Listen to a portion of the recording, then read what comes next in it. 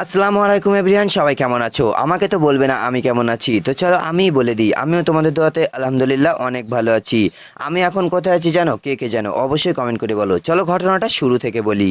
আসলে বিকাল হতে না হতে আমি আর আমার একটা ভাই ঘুরতে যাব বলে বেরিয়েছিলাম, কিন্তু কোথায় যাব নিজেরাও জানি না। চটপট বাস আসাতে আমরা ঝটপট করে বাসে উঠে পড়লাম। আর বাসে উঠতে না উঠতেই ভাই আমার তার সঙ্গীকে গোটাতে ব্যস্ত। কিন্তু যেতে যেতে বাসে যাত্রীদের মুখ থেকে শুনলাম যে একই রাস্তাতে হুগলিগা নামক একটা জায়গাতে নাকি 8 দলীয় ফুটবল টুর্নামেন্ট খেলা আছে।